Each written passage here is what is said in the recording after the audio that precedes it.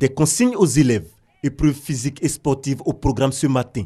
Juste à côté, dans cette salle, un enseignant en pleine séance de cours. Ce lundi 30 janvier sonne comme une seconde rentrée des classes au collège moderne de Cocody. Après 3 semaines d'arrêt de travail pour motif de grève des fonctionnaires, enseignants et élèves sont de retour sur les bancs. Ce matin, nous sommes arrivés, nous avons salué le drapeau. Grande a été notre joie de voir que les cours ont repris ce matin. Tous les professeurs sont présents, à l'exception d'une dame qui est absente, mais pour des raisons de maladie. Même constat dans bien d'autres établissements, des élèves visiblement heureux de reprendre le chemin de l'école. Aujourd'hui, oui, ça va. Il y a eu cours, les professeurs sont venus. On a fait cours, ça s'est bien passé. Je suis contente d'avoir repris le cours. Je souhaiterais que ça continue. Aujourd'hui, ils ont recommencé les cours, les professeurs sont venus, on a bien fait le cours. Il y a des interros même, les professeurs ont fait. À l'école normale supérieure, centre de formation des encadreurs du secondaire, ici, la grève est vite oubliée. Les salles de cours sont occupées par les apprenants et formateurs. On s'active pour rattraper le temps perdu. Du point de vue timing, on peut dire que ça a chamboulé un peu quand même le programme. À l'INS, même un jour raté, c'est déjà 24 heures de cours qu'il faut rattraper. Nos enseignants sont à l'œuvre, ils travaillent les jours normaux de la semaine. C'est eux qui pourront mettre en place un mode de rattrapage de pratiquement tous ces cours, qu'ils savent le faire, pourront donc mettre à niveau pratiquement tous les étudiants pour leur permettre, n'est-ce pas, d'être au même niveau que leurs prédécesseurs. Dans l'administration, les fonctionnaires ont également rejoint les bureaux. À la direction générale des transports terrestres au plateau, une réunion du comité de direction se tient. Les agents sont à leur poste. Au rez-de-chaussée, les candidats à l'examen du code de la route sont reçus. Il y avait toujours un service minimum qui est fait, mais aujourd'hui on a la grande affluence où tout le monde est présent. Globalement, tout le monde est là et je pense que l'appel du gouvernement a été entendu.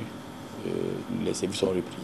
La grève des syndicats des fonctionnaires a démarré du 9 au 13 janvier, puis reconduite du 16 au 20 janvier.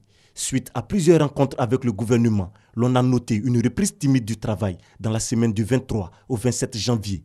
Ce lundi est donc la reprise effective des activités au niveau de la fonction publique. La commune de Bingerville dispose désormais de taxis communaux modernes. Avec 300 francs CFA, les populations pourront rallier Bingerville à Abata. L'opération de ce jour, c'est de donner le coup d'envoi d'un nouveau type de taxi, taxi conduit par des Bingervillois dans des tenues agréables, des voitures climatisées. Ce lancement nous impose aussi à l'entretien des voiries pour que ces véhicules puissent circuler et aller dans tous les quartiers. Pour cette première expérience, ce sont 4 taxis qui sont mis en circulation, un nouveau mode de déplacement que les administrés de Bingerville apprécient. Il n'y avait pas de taxi, c'était Woroworo.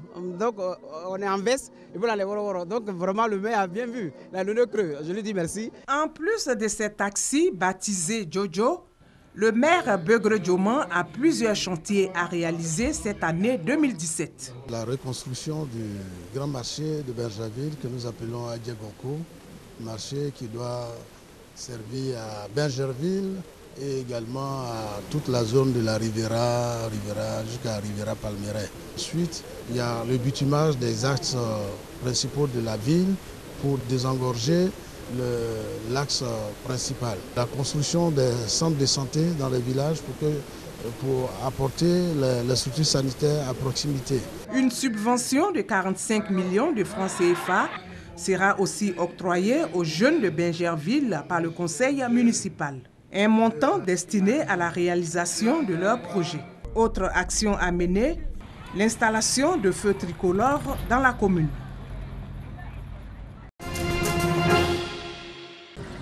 Abi, paisible village de près de 5000 âmes, est situé à quelques encablures d'Aboisseau en bordure lagunaire. La star de ce courant d'eau lagunaire, c'est cette pirogue.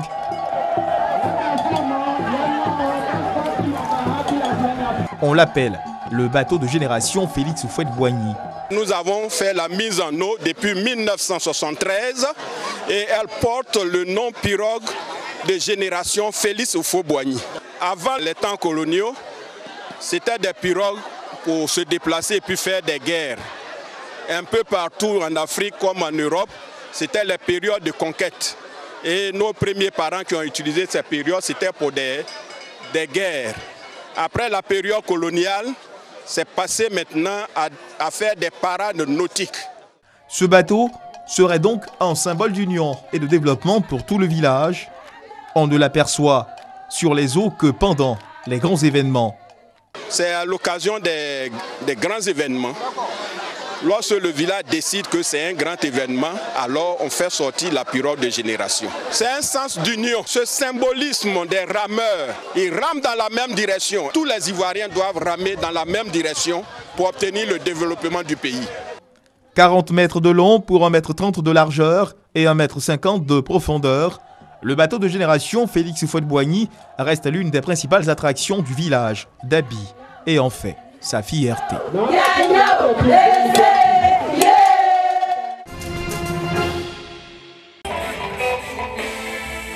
Du Zouglou au Palais de la Culture de Trécheville avec les meilleurs artistes du moment pour souhaiter la bonne année à tous les mélomanes. Un public chaleureux et enthousiaste qui ne s'est pas fait plier pour remplir l'esplanade du Palais de la Culture devenu pour le temps du concert le Temple du Zouglou. La première édition du concert dénommé Bonne année en Zouglou a tenu toutes ses promesses. Moment idéal pour Yedo et Siro de communier avec leurs fans.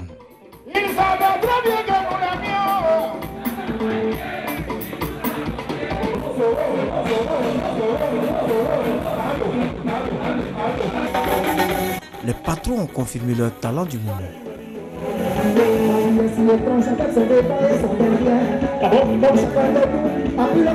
Le mercure montre à l'annonce de Petit Denis. L'enfant de Batanicro démontre qu'il reste un cran du Zouglou en Côte d'Ivoire.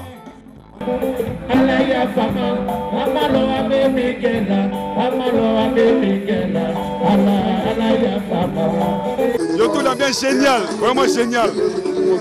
C'est une musique qui est née dans le peuple, c'est une musique qui appartient au peuple. Et chaque fois qu'il y a un mouvement Zouglou, voilà, le public le rend bien. Nous sommes heureux qu'après les événements qu'on a connus ces jours-ci, les Ivoiriens puissent se retrouver en grand nombre pour fêter et libérer dans le Zouglou. Ce spectacle a été l'occasion pour 7 artistes Zouglou de chanter et de communier avec leurs nombreux fans. En attendant la deuxième édition du festival prévue en début d'année prochaine.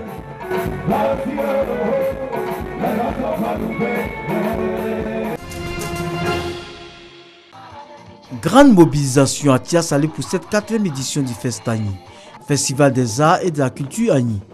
Pour ce 4e rendez-vous de la valorisation de la culture à Caen, danse et témoignages ont meublé la manifestation.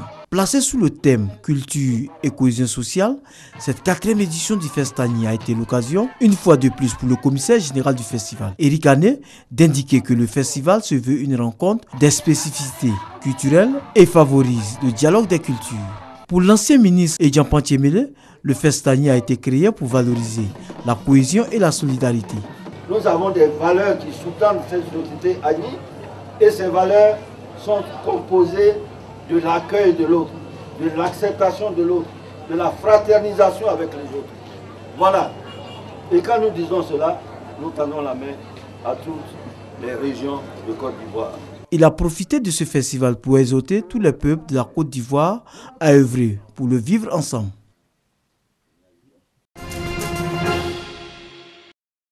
Le 30 janvier 1948, Mohandas Karamchand Gandhi, appelé le Mahatma Gandhi, est assassiné à New Delhi. Mahatma, ou la grande âme, a été pionnier et théoricien de la Sacrée Agha, la résistance à l'oppression par la désobéissance civile de masse. Une théorie fondée sur l'ahimsa, la non-violence, qui aura contribué à conduire l'Inde à l'indépendance. Gandhi, né le 2 octobre 1869 à Porbandar, a inspiré de nombreux mouvements de libération et de droits civiques dans le monde. Avocat, il a fait ses études de droit en Angleterre. Il a développé des actions pour la dignité humaine et la justice sociale. Plusieurs actions à son actif, dont la célèbre marche du sel, opposition à la taxe sur le sel. Il aura aussi lancé l'appel au mouvement Quit India le 8 août 1942. Il a fut emprisonné plusieurs fois en Inde et en Afrique du Sud pour ses activités. Il passa en tout 6 années de sa vie en prison.